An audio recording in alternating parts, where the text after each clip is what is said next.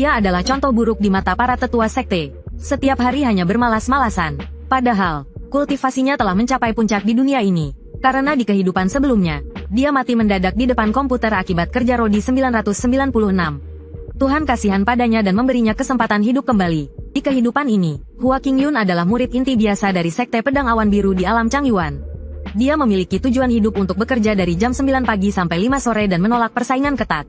Hidup tenang dan damai, tapi takdir berkata lain. Sektenya juga sangat kompetitif. Semua murid bersemangat seperti disuntik darah ayam. Seperti biasa, hari ini, Hua Qingyun berbaring di bawah pohon, bermalas-malasan, dan dicemooh oleh banyak murid biasa. Saat itu, penggemar beratnya datang dari belakang. Kakak senior Hua, pemimpin sekte memanggilmu ke aula utama untuk menanyakan detail misi kemarin. Untungnya, agar tidak ikut dalam persaingan, Hua Qingyun selalu meminta rekan juniornya untuk merahasiakan tingkat kultivasinya. Di dunia manapun sama saja, semakin besar kemampuan, semakin banyak tanggung jawab.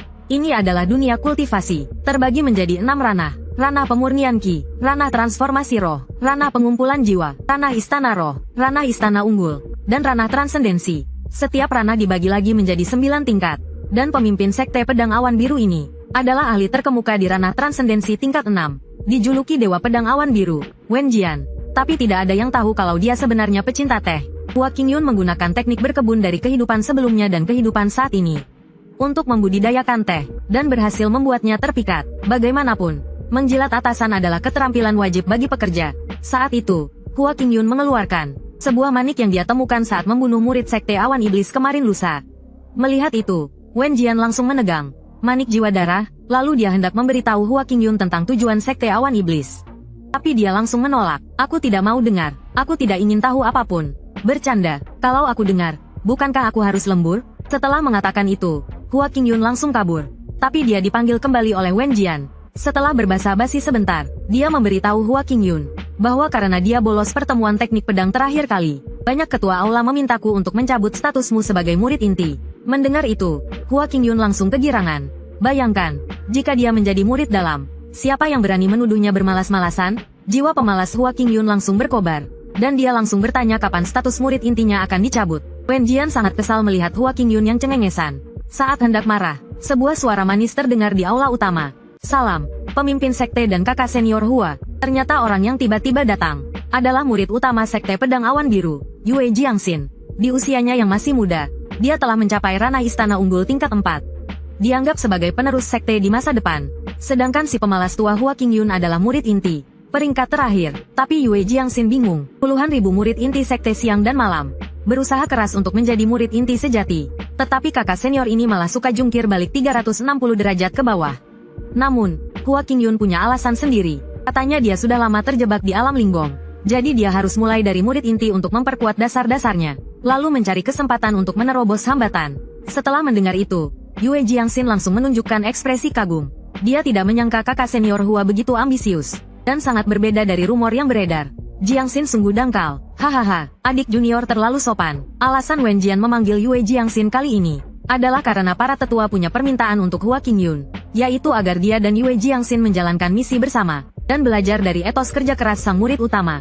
Saat ini, Hua Qingyun merasa kesal. Yue Jiangxin dikenal sebagai ratu kerja keras sekte, yang sendirian meningkatkan standar kerja keras di sekte. Sedangkan dirinya sendiri adalah raja pemalas. Jelas tidak cocok dengannya. Bagaimana mereka bisa menjalankan misi bersama? Maka dia beralasan terlalu lemah dan berniat menolak. Tapi mata Yue Jiangxin justru berbinar, ingin saling mendukung dan maju bersama. Dia juga ingin dia membuktikan dirinya melalui misi ini dan mematahkan rumor di luar. Saat ini, seekor makhluk tertentu. Terjemahan disesuaikan dengan konteks asli. Berlari bebas di hati Hua Qingyun. Astaga, ini mau manipulasi moral ya? Mau aku juga jadi gila kerja? Aku tidak mudah tertipu. Dia langsung mengancam dengan dalih harus merawat tanaman tehnya. Dia pikir akan mudah membujuk Wen Jian. Tapi siapa sangka kali ini dia juga nekat.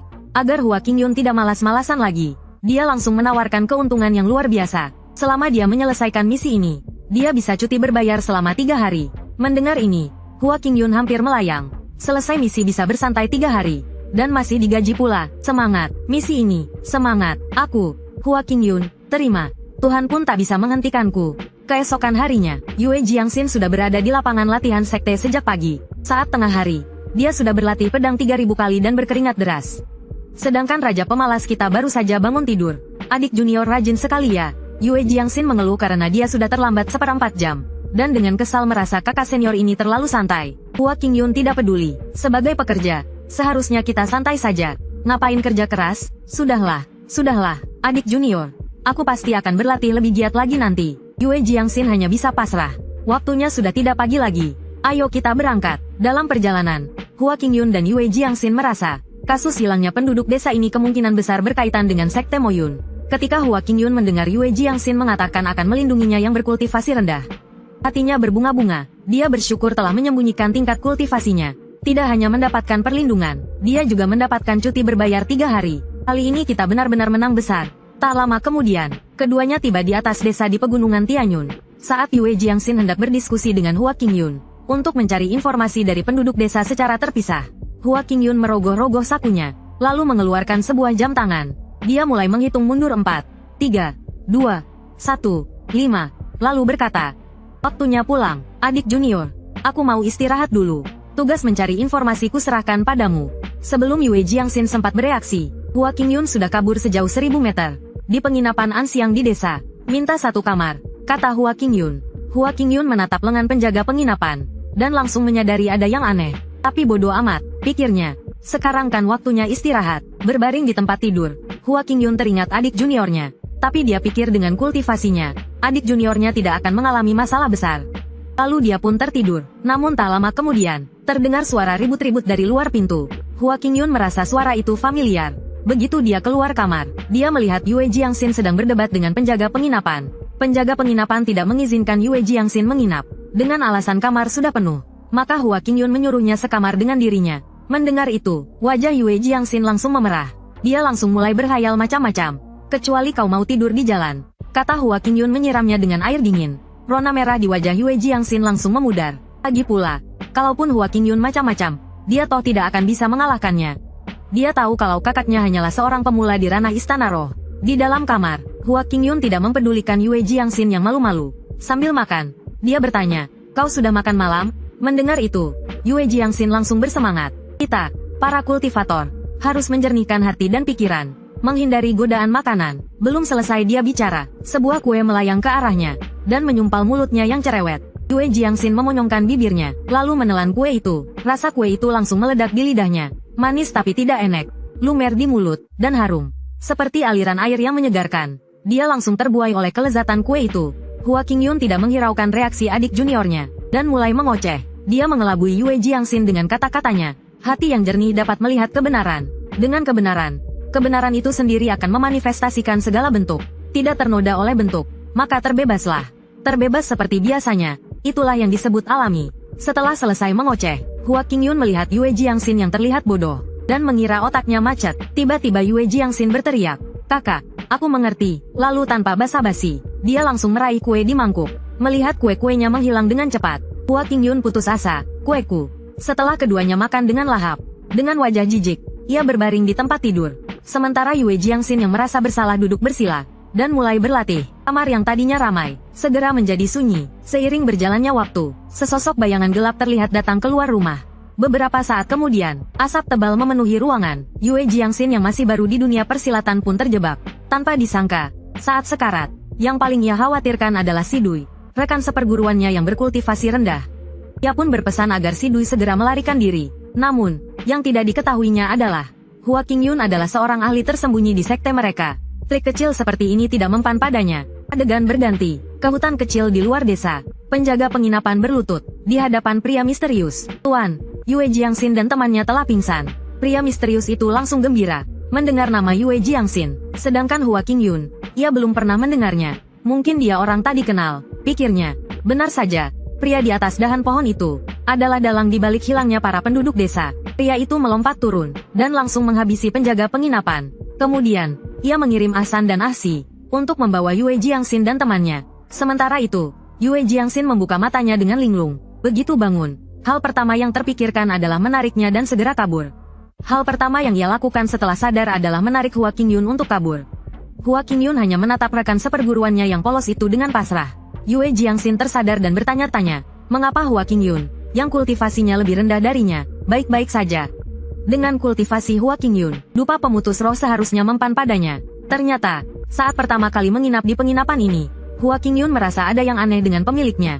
Oleh karena itu, ia selalu waspada dan berpura-pura tidur tanpa melatih kultivasinya agar Yue Jiangxin yang polos percaya. Padahal, dupa pemutus roh hanya berpengaruh pada kultivator di bawah tingkat 5 alam ungu. Saat ini, Hua Qingyun bertingkah seperti orang berpengalaman dan memberi Yue Jiangxin, yang masih hijau di dunia persilatan, pelajaran berharga. Ia juga mengajarkan hal-hal yang perlu diperhatikan saat bepergian. Melihat Hua Qingyun yang membelakanginya, Yue Jiangxin merasa, Hua Qingyun yang perhatian terlihat sangat gagah di matanya. Ia sama sekali bukan murid inti yang pemalas seperti yang dikabarkan. Tidak hanya memberinya pencerahan dengan kata-kata singkat, tetapi juga selalu waspada dan menyelamatkan nyawanya. Perhatian, tampan, hanya saja kultivasinya agak rendah. Memikirkan hal ini, wajah Yue Jiangxin memerah. Bagaimana keadaanmu, adik junior? Hua Qingyun membuyarkan lamunannya. Yue Jiangxin mengatakan ia baik-baik saja, tapi jantungnya berdebar kencang. Belum lama mereka berbasa-basi. Tiba-tiba sinar ungu melesat dari luar jendela. Ada aura pembunuh, teriak Yue Jiangxin. Ia langsung menghunus pedangnya dan melindungi Hua Qingyun. Kakak senior Hua, hati-hati, ada musuh dan pahlawan kita. Hua Qingyun malah langsung masuk ke selimut. Lagi pula kau sudah pulih sekarang. Sisanya kuserahkan pada adik junior. Lagi pula ini belum jam kerja. Yue Jiangxin menatapnya dengan tak percaya, lalu langsung terbang keluar jendela. Oh, kakak seniornya hanya ayam sayur di ranah istana roh. Kalau datang pun hanya akan jadi beban. Yue Jiangxin melayang di udara. Seluruh tubuhnya diselimuti energi roh biru. Dalam amarahnya, ia menebas dengan seluruh kekuatannya. Dua sosok langsung jatuh tersungkur.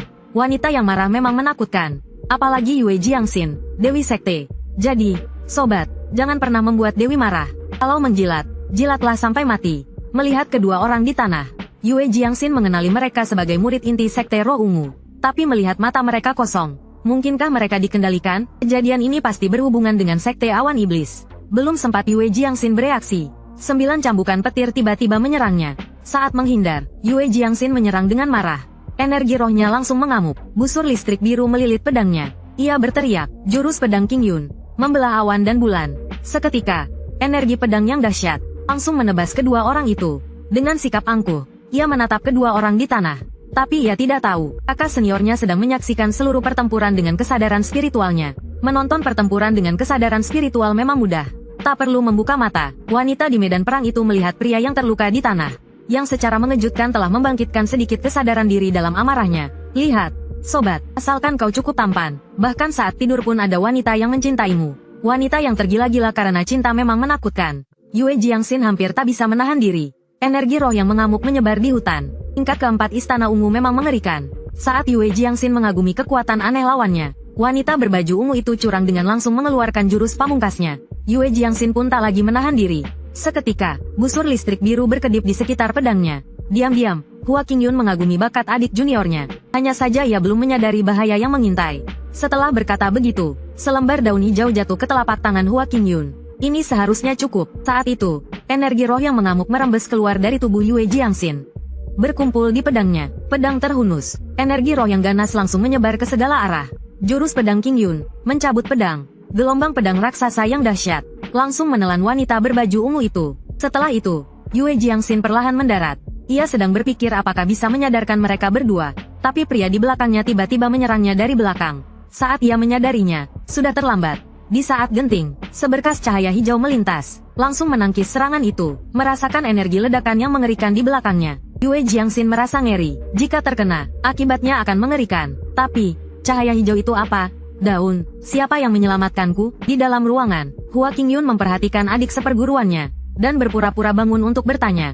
Sepertinya kau sudah menyelesaikannya, kakak Hua. Yue Jiangxin hendak bertanya, tetapi dipotong oleh Hua Qingyun. Apa yang terjadi saat aku terbaring tadi? Tidak ada apa-apa, memikirkan kakaknya yang baru berada di ranah istana roh tingkat 6. Hal itu mustahil. Setelah selesai berbicara, pandangan keduanya tertuju pada kedua orang yang terbaring di kursi. Saat itu, Yue Jiangxin mengusulkan untuk kembali ke sekte dan meminta para tetua untuk membuat formasi pengusir kejahatan pemurnian hati. Untuk mengusir teknik darah terkutuk. Tapi dia khawatir jika mereka kembali seperti itu, orang-orang dari sekte iblis pasti akan pergi untuk menghancurkan tempat lain. Mendengar ini, pahlawan kita, Hua Qingyun, menjadi cemas. Demi liburan 3 hari, sepertinya dia harus turun tangan sendiri. Melihat Hua Qingyun berjalan menuju murid sekte Ziyun, Yue Jiangxin buru-buru bertanya, apakah kakak akan menggunakan kesadaran spiritualnya untuk memasuki lautan kesadaran mereka, dan mencabut benih darah terkutuk? Jika sedikit saja ceroboh, kedua orang ini mungkin akan menjadi idiot, kan? Tenanglah, adik seperguruan. Tunggu, apa kau ingin mencabut benih darah terkutuk mereka berdua sekaligus? Dan Hua Qingyun tampak penuh percaya diri. Menyelamatkan orang seperti memadamkan api. Operasi dua jalur lebih cepat. Hua Qingyun terlihat dengan lembut mengayunkan kedua tangannya dan mencabut benih darah terkutuk. Setelah keduanya bangun, mereka menyadari bahwa murid pedang Qingyun telah menyelamatkan mereka dan segera mengucapkan terima kasih. Kemudian, setelah berbasa-basi sebentar, Ziyun menceritakan apa yang terjadi. Ternyata seminggu yang lalu, mereka berdua diperintahkan oleh sekte untuk menyelidiki kasus hilangnya penduduk desa. Namun, setelah keduanya melacak jejak hingga ke hutan kecil, mereka menemukan seorang tetua sekte iblis yang sedang melakukan ritual dengan darah penduduk desa. Akibatnya, keduanya lengah dan tidak menghindar, terkena jebakan yang telah disiapkan sebelumnya oleh lawan. Kemudian mereka ditaklukkan dan diubah menjadi darah terkutuk yang dikendalikan oleh sihir jahat, hingga untungnya diselamatkan oleh Hua Qingyun. Karena itu, keduanya sangat berterima kasih. Sementara Yue Jiangxin tercengang oleh kemampuan Hua Qingyun, sampai tak bisa berkata apa-apa. Perlu diketahui, benih darah terkutuk tersembunyi di kedalaman lautan kesadaran. Mencabutnya seperti mencari jarum di tumpukan jerami. Bahkan para tetua sekte pun tidak bisa melakukannya. Namun Hua Qingyun melakukannya dengan sangat mudah. Kakak Hua, kapan kau mempelajari teknik ini? Untuk menyembunyikan tingkat kultivasinya, Hua Qingyun mencari alasan secara acak. Untungnya, dia berhasil mengelabui mereka. Setelahnya, hal pertama yang Hua Qingyun lakukan setelah menyelamatkan orang adalah meminta bayaran. Hal ini membuat Yue Jiangxin kesal. Padahal itu hanya masalah lambaian tangan. Mana ada menggunakan benda langit dan bumi. Dia kan bukan anjing bodoh. Namun, detik berikutnya, dia langsung mulai mengoceh lagi. Tak disangka, pihak lain tidak hanya setuju, tetapi juga memberi bonus. Tidak hanya diantar sampai tempat, tetapi juga berencana menyebarkan reputasi Hua Qingyun di sekte. Yue Jiangxin yang sedang mengoceh di sampingnya, sebenarnya tidak tahu bahwa formasi pengusir kejahatan pembersih hati yang dapat melepaskan teknik luka darah setidaknya membutuhkan 50.000 batu roh kualitas tinggi. Saat ini, hati Hua Qingyun berbunga-bunga. Tak disangka, hanya dengan bersantai di luar, dia mendapatkan 50.000 batu roh tambahan. Kemudian, Hua Qingyun meminta Ziyun untuk mengingat kembali bagaimana situasi tetua sekte iblis yang menangkap mereka. Orang itu bernama Mo Xuan. Kekuatan tempurnya payah, hanya saja dia ahli dalam menggunakan formasi dan racun. Mendengar itu, sudut mulut Hua Qingyun terangkat. Kebetulan aku punya beberapa pil yang bisa membuat orang yang mengkonsumsinya kebal racun selama 3 jam. Jika kalian memiliki pil ini, apakah kalian bisa mengalahkan tetua sekte iblis itu? Ziyun tampak berbinar setelah mendengarnya. Dengan pil ini, dia bisa mengalahkan orang lemah itu dalam sekejap. Tapi yang membuatnya bingung adalah mengapa mereka bertiga. Mengapa Hua Qingyun tidak ikut? Dia mengatakan bahwa dia terlalu lelah dan perlu tidur nyenyak untuk pulih. Begitu kata-kata itu terucap, keduanya langsung berkata. Yue Jiangxin yang berada di sampingnya tampak kesal, karena dia tahu kakaknya hanya tidak ingin lembur. Kemudian, dia membawa keduanya untuk mencari Mo Xuan. Dalam perjalanan, Ziyun melihat pil di tangannya dan berkata dengan sedikit tidak percaya, apakah pil ini sehebat yang dia katakan? Sebagai penggemar berat Hua Qingyun, Yue Jiangxin memilih untuk percaya tanpa syarat. Lagi pula, nasi sudah menjadi bubur. Saat ketiganya menelan pil dan mendiskusikan strategi, tiba-tiba angin kencang bertiup. Bulan di langit tertutup awan hitam. Yue Jiangxin langsung menyadari ada yang tidak beres. Namun, sudah terlambat. Saat ini, ketiganya telah memasuki formasi Mo Xuan. Hanya dalam sekejap, Yue Jiangxin menebaskan pedangnya dan mengeluarkan puluhan ki pedang, menghancurkan ilusi di sekitarnya. Ketiganya baru menyadari bahwa mereka telah terikat oleh lumpur hitam yang disempurnakan oleh Mo Xuan dan diubah menjadi formasi. Saat itu juga, tetua sekte iblis tidak lagi menyembunyikan dirinya dan muncul di hadapan ketiganya. Setelah memperhatikan bahwa keduanya telah sadar kembali, dia diam-diam berpikir bahwa Yue Jiangxin pasti memiliki harta rahasia. Melihat Mo Xuan yang masih menyombongkan diri, Ziyun adalah orang pertama yang tidak terima. Dia langsung melancarkan serangan. Sayangnya, serangannya meleset. Saat asap menghilang, Mo Xuan secara pasif mengaktifkan penjahat mati karena banyak bicara. Dan pada saat itu, si bungsu dari sekte roh ungu melompat dan melancarkan serangan mendadak. Tapi Mo Xuan tidak lupa bahwa dia sedang melawan 3 orang sekaligus. Dia langsung menangkis serangan tersebut. Lalu dia mengejek dengan keras. Murid sekte benar memang bodoh. Terkena racun tulang keropos tapi tidak menyadarinya. Pada saat yang sama, si bungsu kita langsung menyerang. Sebuah kilatan pedang melesat dalam sekejap. Namun, Mo Xuan sangat percaya diri dan berniat menangkis energi pedang dengan satu tangan. Tapi saat bersentuhan, dia langsung menyadari ada yang tidak beres. Lalu dia berubah menjadi asap hitam dan menghilang. Setelah asap menghilang, daun-daun yang berguguran di udara mulai berjatuhan. Yue Jiangxin merasa ada yang tidak beres. Mo Xuan mengira ketiganya sudah keracunan. Lalu dia muncul di udara dan mulai menghitung mundur. Tapi setelah 10 hitungan, apa yang dia harapkan tidak terjadi, dan satu orang hilang dari tanah. Sebelum dia sempat bereaksi, Ziyun yang menghilang tiba-tiba muncul di belakangnya. Sekali lagi, jurus tongkat besar untuk anak berbakti. Cinta yang begitu dalam, membuat Mo Xuan malu sampai membenamkan kepalanya ke tanah. Saat itu, si bungsu memanfaatkan kesempatan, dan mengambil kipasnya lalu melancarkan jurus Cambuk Petir 5 kali berturut-turut Pro Max edisi cahaya. Serangan itu membuatnya memuntahkan darah tua, tapi Mo Xuan yang keluar dari tanah tidak mempedulikan lukanya, dan penasaran mengapa mereka bertiga tidak keracunan. Namun, ketiganya tidak menghiraukannya. Ziyun bahkan menjulurkan lidahnya dan mengejeknya. Sebenarnya, dalam hati dia mengagumi betapa ampuhnya pil Hua Qingyun. Dengan pil ini, dia tidak perlu takut lagi pada para kultivator iblis yang menggunakan taktik licik. Saat itu, Mo Xuan berpikir bahwa racun tulang keropos jauh lebih kuat daripada racun pemutus roh. Bahkan jika napas ditahan, racun itu akan diserap kulit. Selain penawar racunnya, tidak ada pil yang bisa menghilangkan racunnya. Pasti mereka memiliki harta rahasia. Saat dia sedang melamun, dia tidak tahu bahwa Yue Jiangxin sedang mengumpulkan jurus pedang awan biru dan berencana untuk segera mengakhiri pertarungan. Namun, dia lupa bahwa Mo Xuan sebenarnya adalah seorang pemanggil. Bertarung jarak dekat hanyalah hobinya. Dia langsung terbang ke langit. Permainan pembuka sudah berakhir. Formasi pemurnian darah langit. Dalam sekejap, cahaya darah melesat dari tanah ke langit dan langsung mengepung mereka bertiga. Sebelum mereka sempat bereaksi, Mo Xuan langsung melancarkan serangan kedua. Dia memanggil roh darah tingkat 6 alam Istana Ungu. Melihat roh darah yang semakin kuat, ketiganya yang tadinya gembira, langsung dipenuhi keputusasaan. Tingkat kultivasi tertinggi di antara mereka hanya alam Istana Ungu tingkat 4. Namun, itu belum berakhir. Mo Xuan juga mengirim roh darah nomor 2 tingkat 5 alam Istana Ungu untuk mencegat Hua Qingyun. Tiba-tiba Yue Jiangxin terlihat serius. Tapi dia tidak tahu bahwa kekhawatirannya itu berlebihan. Hua Qingyun bukanlah orang lemah seperti yang dia bayangkan, melainkan seorang ahli sekte yang sesungguhnya. Saat ini, nomor 2 telah tiba di jendela penginapan, dan berniat untuk membangunkan pelayanan. Detik berikutnya, dia tercengang. Tidak ada siapapun di tempat tidur. Tanpa sepengetahuannya, Hua Qingyun telah mengawasi pertarungan dengan kesadaran spiritualnya, dan sudah sejak tadi pindah ke kamar sebelah.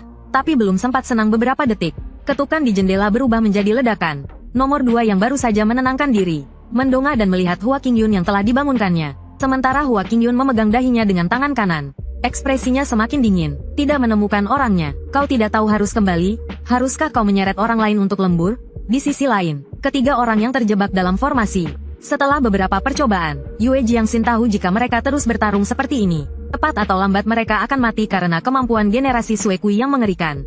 Saat itu, Ziyun mengusulkan bahwa dia memiliki jurus yang dapat sepenuhnya memusnahkan Sue Kui. Namun, jurus itu membutuhkan waktu persiapan yang lama. Jadi, sisa waktunya hanya bisa diserahkan kepada Yue Jiangxin. Melihat sosoknya yang ramping, punggungnya tampak rapuh. Saat ini, dia hanya bisa menggertakkan giginya dan menyetujuinya. Namun, Mo Xuan yang berada di atas formasi, dengan santainya menikmati pertarungan yang terjebak ini, menunggu kembalinya Sue Kui nomor 2. Tapi Mo Xuan tidak tahu bahwa nomor 2 kebanggaannya telah dipukuli setengah mati oleh Hua Qingyun. Jika bukan karena tidak ingin mengungkapkan kekuatannya, dia pasti sudah memusnahkan nomor 2, karena dia masih ingin tidur. Jadi, Hua Qingyun berencana untuk mengirimkan paket ramah kepada tetangganya. Dengan dorongan yang mengerikan, nomor 2 melesat seperti meteor. Setelahnya, Hua Qingyun merasa masih belum jam 9 pagi, waktu untuk bekerja.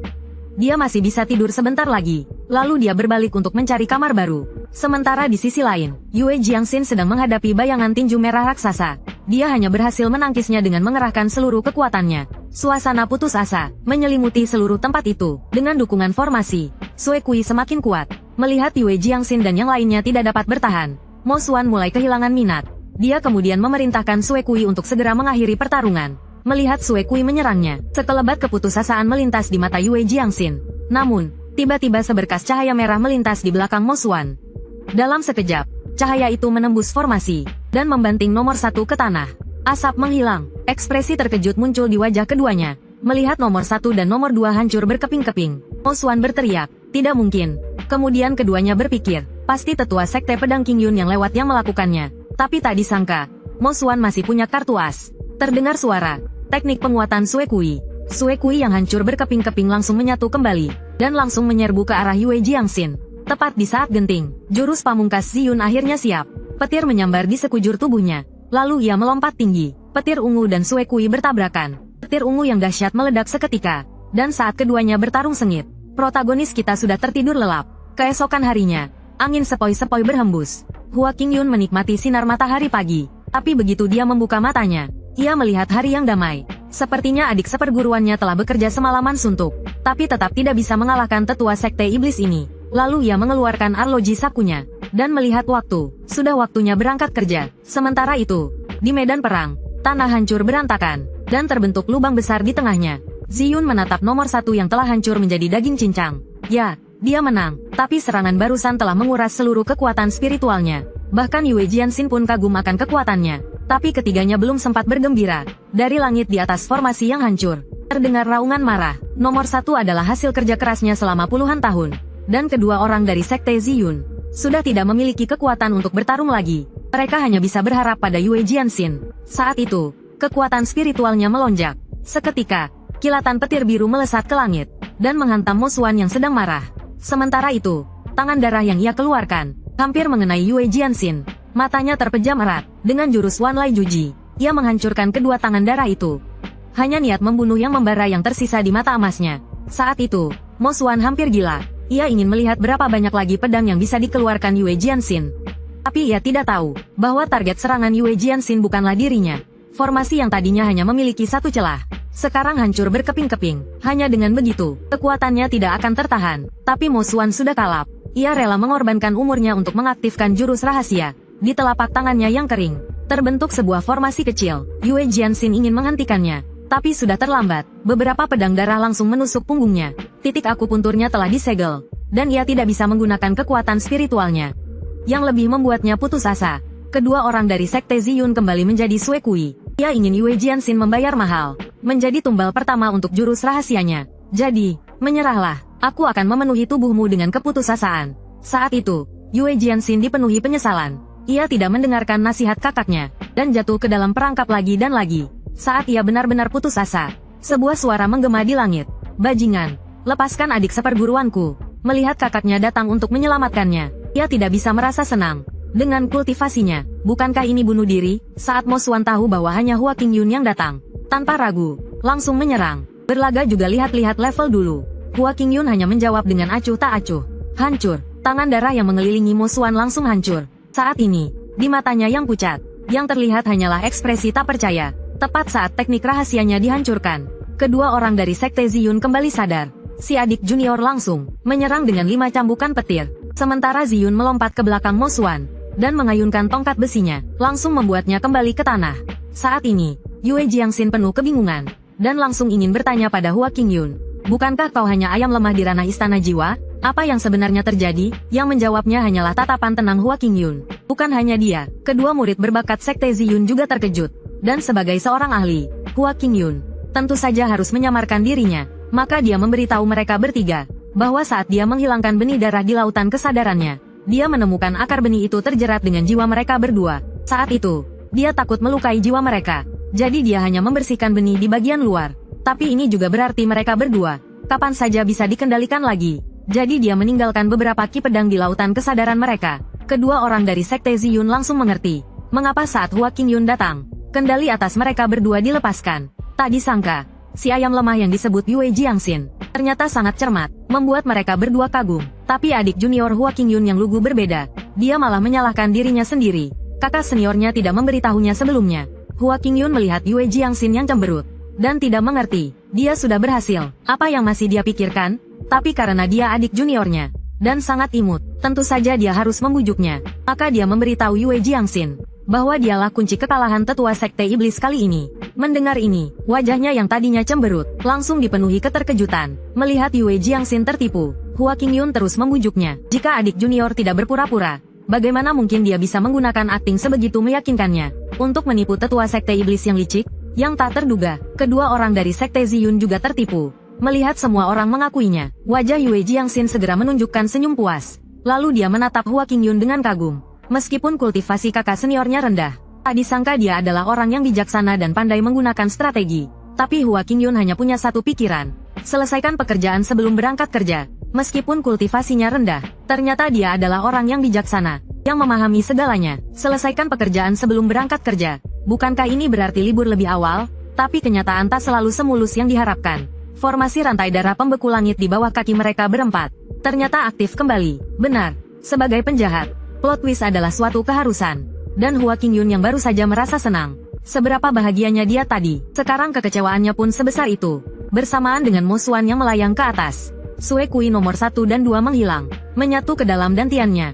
Beberapa saat kemudian, bayangan senjata iblis perlahan menjadi nyata. Melihat itu, Yue Jiangxin segera melancarkan jurus pedang, tapi semuanya sudah terlambat. Senjata iblis itu telah sepenuhnya dipadatkan oleh Mo Xuan. Hanya dengan satu tangan, dia menangkis jurus pedang itu. Saat itu, dia tertawa terbahak-bahak. Formasi rantai darah pembeku langit akhirnya berhasil. Yue Jiangxin merasa ada yang tidak beres. Dia segera menyuruh semua orang untuk lari. Karena tebasan barusan adalah sisa terakhir kekuatan spiritualnya. Hanya saja dia tidak menyadari bahwa Hua Qingyun sudah memulai hitung mundur dengan jamnya. Lalu dia menyuruh ketiganya pergi duluan, mengatakan bahwa waktu kerjanya hampir tiba. Siapa sangka, perkataannya itu membuat ketiga orang yang sedang berlari itu berhenti. Namun, Mo Xuan tidak berniat melepaskan mereka. Dalam sekejap, semua orang ditangkap oleh Sue Kui raksasa.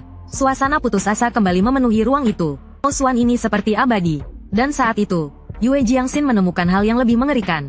Kultivasi Mo Xuan telah meningkat ke tingkat 8 alam ungu. Dia merasa bingung. Kami berempat. Persembahannya ada di sini. Bagaimana dia bisa menyelesaikan formasi rantai darah pembeku langit? Mereka meremehkan kegilaan Mo Xuan. Dia awalnya ingin menjadikan nomor 1 dan 2 sebagai koleksi. Tetapi demi keberhasilan formasi, dia tidak hanya menyerap nomor 1 dan 2, tetapi juga mengorbankan dirinya sendiri. Melihat keempat orang yang tak berdaya itu, dia menyombongkan diri bahwa ini adalah langkah pertama penguasa iblis menguasai dunia.